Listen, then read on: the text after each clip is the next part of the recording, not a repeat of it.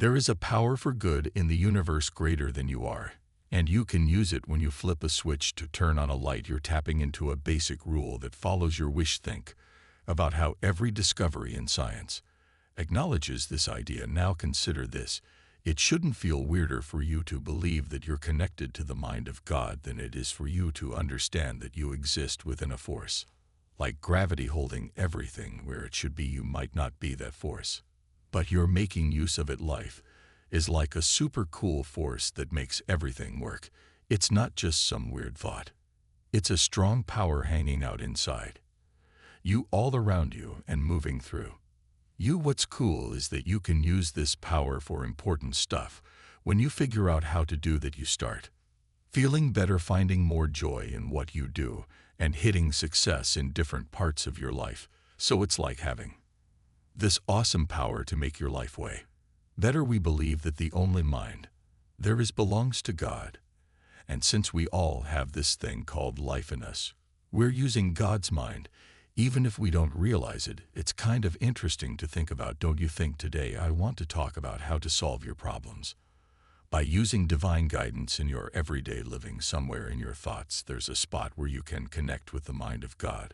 We all love to be free, whether it's financial freedom or free from our fears, free from our problems, and living a peaceful life with our dreams come true. So today, in this video, we are going to learn how to use this mind-body connection to solve our everyday problems and manifest a life we all have always dreamed of, all desired. It's like a space where life joins in, and if you let it, it can guide you to solve the things bothering you. Imagine how awesome it is to consider that your mind can act as a guide from something greater, assisting you in challenging situations and directing you towards solutions. Finding and understanding this power would be the best thing for you or anyone else. Initially, it might sound too good to be real. How could you be linked to God's mind, asking for help in everyday things? But when you say there's only one mind, and that mind is God's, and now it's my mind, you're also spot on. It's like each of us has our unique personality in this big and flesh mind. Think about it. Even when you flick a switch to turn on a light, you're tapping into a universal law for a specific reason. It's kind of amazing when you break it down. Why should it feel any stranger to believe that you are connected with the mind of God than to understand that you live and move within a gravitational force that keeps everything in order? It's a bit like how you're not the force of gravity itself, but you make use of it in your everyday life.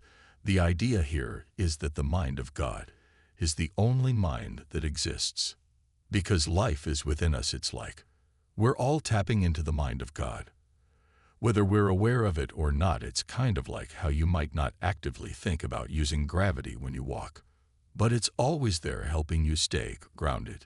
Similarly, the mind of God is constantly at play in our lives, shaping our thoughts and actions, even if we might not consciously realize it. That's why Moses said the word, meaning the life of God is not far away, but right in our mouths. When you say there is one life, and that life is God, and that life is my life, now you were speaking the truth.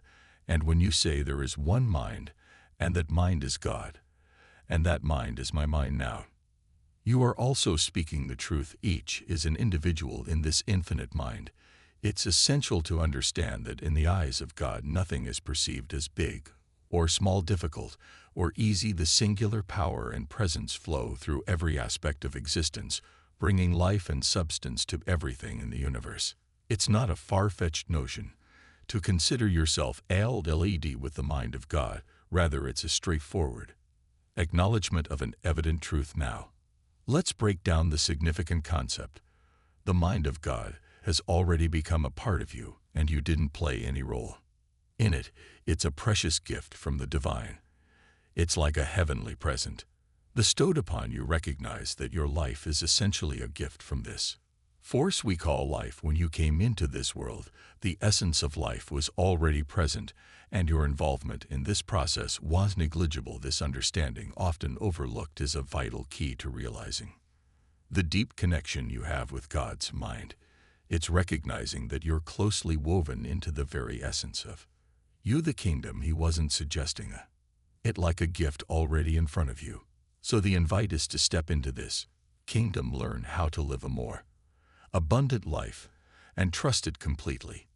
It's not a confusing or far-off idea anymore. It's about welcoming, not desperately searching for divine guidance. Picture your mind as a powerful force that affirms solutions. Rejecting them, this means recognizing that the answers to life challenges are already present within the vast and encompassing mind of God. It's about acknowledging the inherent wisdom and guidance that is accessible to you, not as a distant promise, but as a present reality that can profoundly shape your journey towards a more abundant and fulfilling life.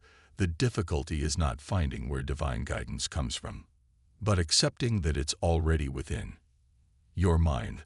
The kingdom of God is at hand. Divine guidance is right where you are.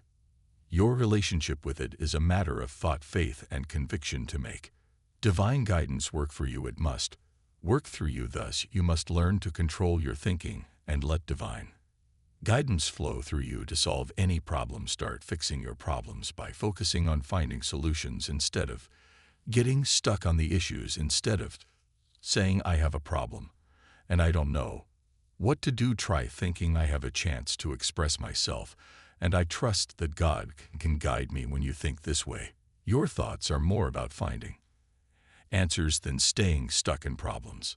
Think of it like your mind actively saying, yep, there are solutions here, and realizing that in the big world of God, there are always answers. It's about seeing your challenges as chances to grow and show who you are, and knowing that God's super wise mind is always aware of what's best. With this thinking, you get that God is way beyond making mistakes and is like this super reliable guide for everything in your life. Trust that the special power inside you not only knows the right thing to do, but also helps you make the best choices for your life. Set aside some time each day for quiet moments of thinking and talking to God. Be kind and take your time as you practice these habits, making yourself feel light and hopeful. Think about life as if it's a present already given to you, and little by little you're accepting and understanding it more. Imagine it like slowly unwrapping a gift, enjoying and being thankful for each new realization as you go through your everyday activities. Try to feel that you're being guided by something greater. Let this feeling bring a calm confidence to what you do. If you come across thoughts that make you feel down or negative, make a conscious effort to replace them with positive thoughts.